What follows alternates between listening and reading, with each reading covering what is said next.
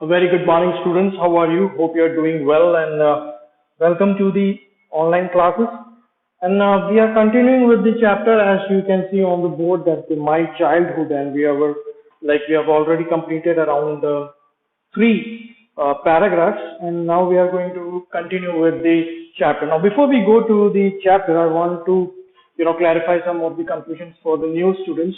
जो नए बच्चे एडमिशन लिया है जिन्होंने उन लोगों के लिए कंफ्यूजन में कुछ खत्म करना चाहता हूँ because they might be thinking कि हम कहाँ पढ़ रहे हैं, क्या हुआ, क्या चल रहा है, वो सब चीजें मैं एक बार क्लैरिफाई करना चाहता हूँ जितने भी नए बच्चे हैं. ठीक है, तो जैसे कि आप सब जानते हैं कि इंग्लिश के अंदर we have around 2 books. English में हमारे पास 2 बुक्स हैं और 2 बुक्स के साथ साथ ग्रामर पोर्शन अलग है. ठीक है, तो 2 बुक कौन सी बुक्स है हमारे पास? एक तो बिहाइव नाम की एक बुक है और मोमेंट्स नाम की एक बुक है. 9th के अंदर 2 बुक हैं इंग्लिश की, बिहाइव एंड मोमेंट्स. ठीक है, और उसके अलावा ग्रामर अलग है. ठीक है, और उसके साथ साथ हमने देखा कि बिहाइव, अभी हम बिहाइव पढ़ रहे हैं, कंटिन्यू कर रहे हैं. बिहाइव के अंदर हम लोगों ने already chapter 1, chapter 2, chapter 3, chapter 4 and chapter 6 अभी हम कंटिन्यू कर रहे हैं. तो हाफ ईयरली से पहले आप लोगों का 6 चैप्टर नॉर्मली हम कंप्लीट करते हैं. हाफ ईयरली से पहले 6 चैप्टर हम कंप्लीट करते हैं मोमेंट्स में और बिहाइव में, और उसी के साथ साथ ग्रामर का कुछ पोर्शन भी हम पढ़ेंगे. तो अभी जब हम देखते हैं तो चैप्टर 1, 2, 3 हमने ऑलरेडी कंप्लीट कर लिया है. जब बिहाइव की बात कर रहे हैं हम, अब बिहाइव जब आप देखेंगे तो बिहाइव एक ऐसा बुक है जिसके अंदर हर चैप्टर के अंदर आप कह सकते हैं यूनिट.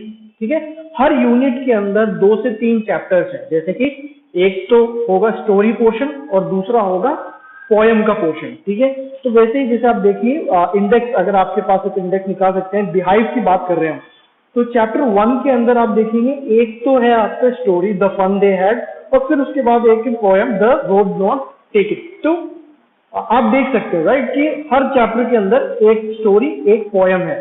तो उस तरीके से हमने क्या किया, चैप्टर 3 तक कंप्लीट किया. चैप्टर 4 का जो पोएम पोर्शन था, सिर्फ पोएम जो है वो अपना ओमिट था. चैप्टर 5 का भी जो फिफ्थ है वो ओमिट था. ठीक है, और उसके बाद हम लोगों ने अभी चैप्टर 6 हम लोग पढ़ रहे हैं. तो चैप्टर 6 हम लोग कंप्लीट करने की कोशिश करेंगे. और उसी के साथ जब हम मैंने आप लोगों को सारी चीजें जो पहले भी मैंने वीडियोस में ये सारी चीजें हैं वो ऑलरेडी बताई थी. और फिर उसके बाद हमारे पास आता है मोमेंट्स. बुक मोमेंट्स का जो है, मोमेंट्स के अंदर चैप्टर 3 जो है वो ओमिट था और चैप्टर 6 तक हमने कंप्लीट ऑलरेडी कर लिया है. चैप्टर 1, 2, 4, 5, 6. ठीक है, 6 तक हमने कंप्लीट कर लिया है. उसके अंदर 3rd चैप्टर जो है वो ओमिट था. ठीक है, तो बिहाइव और मोमेंट्स का पता चल गया आपको. उसी के साथ पिछले हफ्ते हम लोगों ने जो है ग्रामर पोर्शन के अंदर राइटिंग पार्ट जो होता है, लेटर कैसे लिखा जाता है, एक फॉर्मल लेटर कैसे लिखते हैं, उसके बारे में हमने पढ़ा था. उसमें मैंने 2 फॉर्मल लेटर्स भी दिए थे लिखने के लिए. ठीक है, तो वो चीजें उसमें है. नाउ आप लोग जो जितने भी नए बच्चे, नया एडमिशन जो भी आया है, मैं जानता हूँ कि ये सारा जितना भी पहले का वर्क है वो बहुत ज्यादा हो जाएगा. अगर आप एक साथ कंटिन्यू करेंगे तो बहुत सारा वर्क पहले से बहुत ज्यादा हो जाएगा. तो मैं आपसे ये कहना चाहता हूँ, जो चैप्टर हम अभी पढ़ रहे हैं, है ना, जो चैप्टर हम अभी पढ़ रहे हैं, आप उसका वर्क आप करें. ठीक है, मैं हर चैप्टर में से एक्सटर्नल इंटरनल क्वेश्चंस देता हूँ. इसके अलावा भी क्वेश्चंस करते हैं. तो अभी जो हम पढ़ रहे हैं, जो उसका वर्क आप पहले कंप्लीट करते चलें, ताकि ऐसा ना हो कि आप पहले के चक्कर में अभी का वर्क भी मिस कर जाओ और फिर उसके बाद और भी ज्यादा पाइल अप हो जाए. तो आप क्या कर सकते हैं, आप आपकी नोटबुक बनेगी बिहाइव, मोमेंट्स, ग्रामर की. अगर आप बड़ा रजिस्टर बनाते हैं तो आप एक ही के अंदर तीनों पोर्शन काट सकते हैं. तीनों पोर्शन को सेपरेट डिवाइड करके आप तीनों पोर्शन लिख सकते हैं.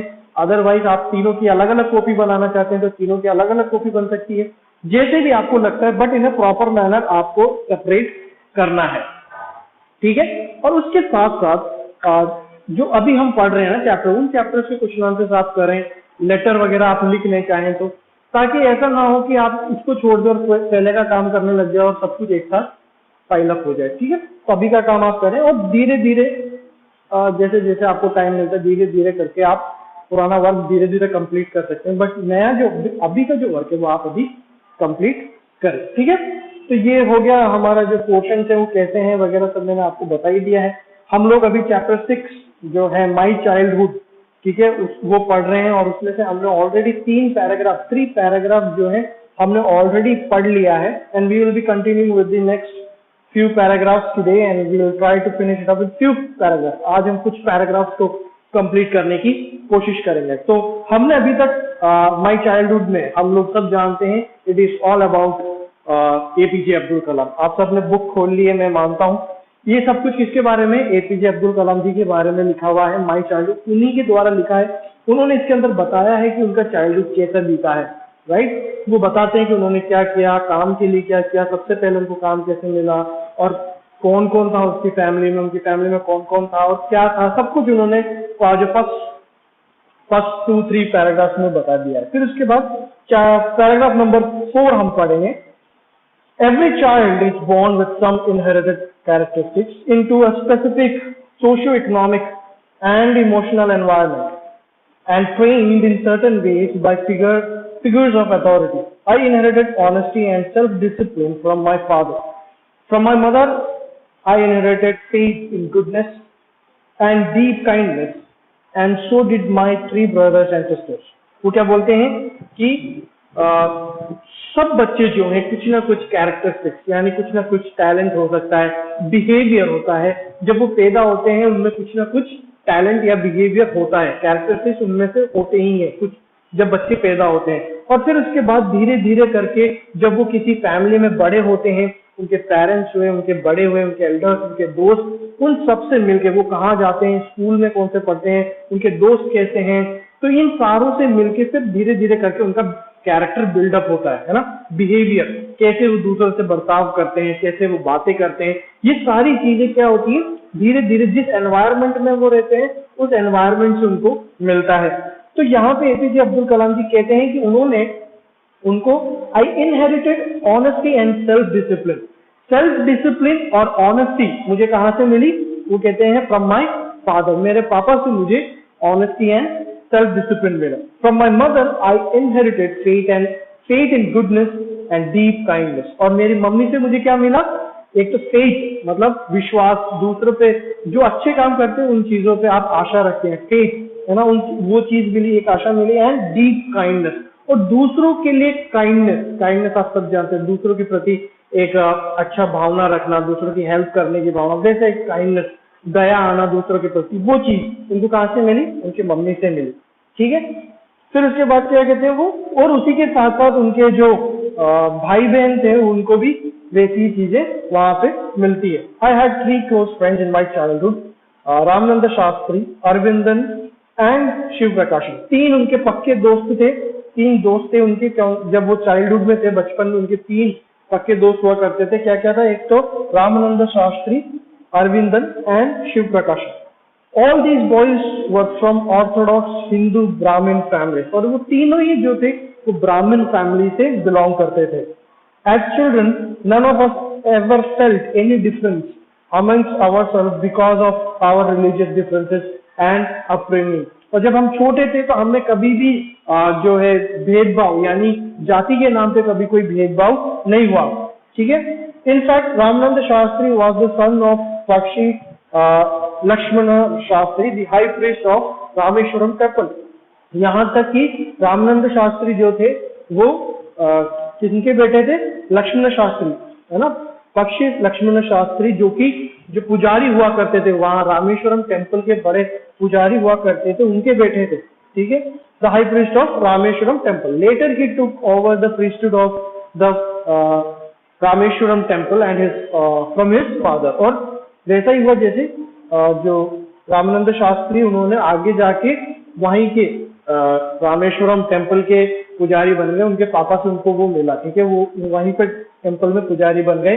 Aravindan went into business of arranging transport for visiting pilgrims. और अरविंदन जो थे वो ट्रांसपोर्ट बिजनेस में चले गए। वो क्या करते थे, जो पिलग्रिम्स होते थे, पिलग्रिम्स मतलब आप जानते हैं जो कि भक्त लोग यहाँ से वहां जाते हैं, मंदिर वगैरह जाते हैं, तो उन लोगों के लिए ट्रांसपोर्टेशन जो होता था वो उस करने के लिए, जो मैनेज करने के लिए वो उस बिजनेस में चले गए। और एंड शिव प्रकाशन became a catering contractor for the southern railways. और शिव प्रकाशन क्या करने लगे, उन्होंने कॉन्ट्रैक्ट ले लिया, किस चीज का contract, catering service. Catering service आप सब जानते हैं, खाना वगैरह जो होता है। तो रेलवे के अंदर, सदर्न रेलवे या साउदर्न रेलवे के अंदर जो है उन्होंने वो कैटरिंग का जो सर्विस था उन्होंने कॉन्ट्रैक्ट में ले लिया। तो ये बड़े होकर क्या बने उसके बारे में बताए। कितने दोस्त थे, 3 दोस्त थे उनके, ये बात आपको ध्यान रखना है, ठीक है। पैराग्राफ समझ में आ गया। 5th paragraph, during the annual Shri Sita Rama Kalyanam ceremony, our family used to arrange boats with a special platform for carrying idols of the Lord from the temple to the marriage site, situated in the middle of the pond called Ramatirtha, which was near our house. Events from the Ramayana and from the life of the prophet were the bedtime story my mother and grandmother would tell the children in our family. अब क्या होता था, during the Shri Sita Ram Kalyanam ceremony. ना kalyanam means marriage होता है, ठीक है। It's in South Indian जो लैंग्वेज का है। श्री सीता राम कल्याणम सेरेमनी एक तरीके का एक फेस्टिवल हुआ करता था, एक सेरेमनी हुआ करती थी उनके वहां पे, जहाँ पे वो राम और लॉर्ड राम एंड सीता को क्या कहते हैं, एक मैरिज वाला जो सेरेमनी हुआ करता था, तो वो होता था। और वो कहाँ पे होता था, एक जगह पे, ऐसी जगह पे होता था जिसके लिए आपको बोट में यानी नाव में बैठ के जाना पड़ता था, ठीक है। तो नाव में बैठ के जाना पड़ता था। तो इनके फैमिली एपीजे अब्दुल कलाम जी की जो फैमिली थी वो बोट को अरेंज करती थी, ठीक है। उनका क्या काम था, बिजनेस क्या था उनका, कि वो लोग एक बोट या एक नाव जो है प्रॉपरली, एक अच्छी नाव जो है वो प्रॉपरली वहां पे बनाया जाता था, जिसमें जो लॉर्ड रामा है उनके जो आइडल है यानी उनकी जो मूर्ति है उसको रखने का एक प्लेटफॉर्म होता था और लोगों को बिठाने का एक जगह होता था और उसको लेके जाने का, यानी वो जो पोंड है या जो भी है उसको पार कराने का काम करते थे इनकी फैमिली, ठीक है। एंड ही सेज उस जगह का नाम क्या था, कॉल्ड एज रामा तीर्था। रामा तीर्थ नाम था उस जगह का नाम जहाँ पे ये जो सेरेमनी या जो फेस्टिवल टाइप जो भी ये काम होते थे, ठीक है। Events from the Ramayana and from the life of prophet were the bed time story my mother and grandmother would tell the children in our family। और रामायण के जो स्टोरीज हैं, रामायण के जो कथाएं, इवेंट्स जो उसमें हुए हैं, उसी के साथ प्रॉफिट्स, आप सब जानते हैं मुस्लिम इस्लाम में प्रॉफिट्स होते हैं, तो इन सब के बारे में यानी रामायण के बारे में भी और प्रॉफिट के बारे में भी उनकी मदर और उनकी ग्रैंड मदर जो है वो उनको रात को सोने से पहले स्टोरी सुनाया करती थी। दोनों में से उनको स्टोरी सुनाया करती थी। पैराग्राफ नंबर 6 हम पढ़ के देखते हैं। One day when I was in the 5th standard at the Rameshwaram Elementary School, a new teacher came to our class. एक दिन जब वो 5th क्लास में थे, कहाँ पर, रामेश्वरम एलिमेंट्री स्कूल में, एक नए टीचर वहां पे उनकी क्लास में आए। I used to wear a cap which marked me as a Muslim। और मैं एक टोपी पहना करता था जो एक मुस्लिम होने का मेरे को, जो मैं एक मुस्लिम हूँ करके दूसरों को बताया करता था, एक टोपी पहनते थे वो। And I have always sat in the front row next to Ramanand Shastri और who wore a sacred thread। और मैं अपने दोस्त रामानंद शास्त्री, जो कि आप सबको पता है, उन्होंने पहले बता दिया कि वो ब्राह्मण थे, तो वो एक सेक्रेड थ्रेड जो एक धागा टाइप होता है, थ्रेड होता है, वो थ्रेड जो है वो पहनते थे। तो हमारे जो एपीजे अब्दुल कलाम है वो एक कैप पहनते थे, हैट पहनते थे, जैसे इसमें लिखाया गया है, एक कैप पहना करते थे, और रामानंद शास्त्री एक थ्रेड पहना करते थे जो कि उनका सिंबल हुआ करता था, और वो दोनों एक साथ बैठते थे, ठीक है। वहां पे the new teacher could not stomach a Hindu priest son sitting with Muslim boy. और ये वो जो नया टीचर आया था वो देख के चौंक गया कि कैसे एक पुजारी का बेटा मुस्लिम बच्चे के साथ बैठा है, तो ये उसको पची नहीं है ना, कहने का मतलब ये उसके पेट में पची नहीं है बात। और उन्होंने क्या किया, उन्होंने कहा I was asked to go and sit on the back bench. और उन्होंने क्या किया, उनको जो है उनके जो टीचर है उन्होंने एपीजे अब्दुल कलाम जी को पीछे जाके बैठने के लिए कहा। I felt very sad, so did Ramananda Shastri. He looked utterly downcast as I shifted to my seat in the last row. The image of him weeping when I shifted to the last row left a lasting impression on me। और क्या हुआ, जैसे उन्होंने ऐसा कहा कि तुम जाके पीछे बैठो, तो मैं तो दुखी हुआ, यानी एपीजे अब्दुल कलाम जी को बहुत दुख हुआ जब उस टीचर ने ऐसा कहा। उसी के साथ साथ जो रामानंद शास्त्री थे उनको भी बहुत बुरा लगा वो, है ना, वो तो उनके बेस्ट फ्रेंड थे ना। वहां पे जब वहां पे वो बच्चे हैं तो उनके बीच में ऐसा कोई भेदभाव नहीं है, इवन उनके पेरेंट्स ने कभी ऐसा भेदभाव नहीं किया, मगर वो टीचर जब ऐसा कहता है तो रामानंद शास्त्री को बहुत बुरा लगता है। इवन वो कहते हैं कि एपीजे अब्दुल कलाम जी कहते हैं कि जब मैं पीछे जा रहा था तो मैंने देखा कि रामानंद शास्त्री की आंखों से आंसू गिर रहे थे, और वो चीज जो है मेरे दिल में हमेशा के लिए रह गई। अब क्या हुआ देखिए, after school, 7th paragraph, after school we went home and told our respective parents about the incident. और स्कूल के बाद हम अपने घर गए और हमने जो है जो बात है वो जो हुआ आज का इंसिडेंट था वो अपने अपने घर पे अपने पेरेंट्स को बताया। Lakshmana Shastri summoned the teacher and in our presence told the teacher that he should not spread the poison of social inequality and communal intolerance in the mind of the innocent children। और लक्ष्मण शास्त्री जो रामानंद शास्त्री के पिता थे, उन्होंने उस teacher को बहुत डांटा, उनको कहा कि आपको ऐसे जहर जो होते हैं, जो कास्ट के नाम पे और ये ऐसे भेदभाव का जो जहर होता है वो इन बच्चों के माइंड में नहीं भरना चाहिए, ऐसा करके बहुत डांटा उनको। He bluntly asked the teacher to either apologize or quit the school and the island। और उन्होंने लक्ष्मण शास्त्री जो पुजारी थे उन्होंने सीधा सीधा उस टीचर से बोल दिया, या तो आप इन बच्चों से माफी मांगे या फिर आप यहाँ से स्कूल छोड़ के चले जाएं। क्यों? क्योंकि वो भी जानते थे कि ये बहुत गलत काम है, ठीक है। Not only did the teacher regret his behaviour but the strong sense of conviction Lakshman Shastri conveyed ultimately reform the young teacher.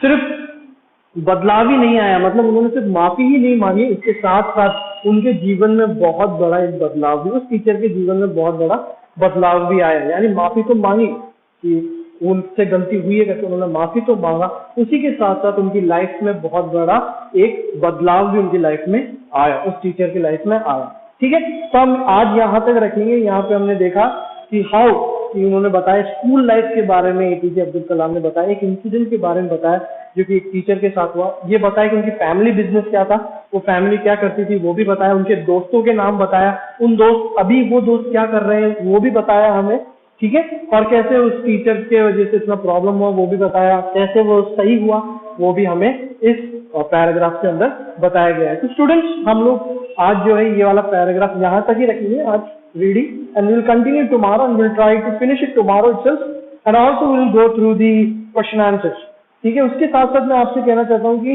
there will be some multiple choice questions। multiple choice questions आप सब जानते हैं कि क्वेश्चंस आते थे और आप लोगों को चॉइसेस मिलती थी, 4 चॉइस आपको मिलते हैं और उसमें से आपको जो सही आंसर है वो टिक लगाना पड़ता है। बट मल्टीपल चॉइस क्वेश्चन में होता ये है कि वो सिंगल वर्ड आंसर होते हैं, है ना, अगर वो सही है तो सही है, गलत है तो गलत।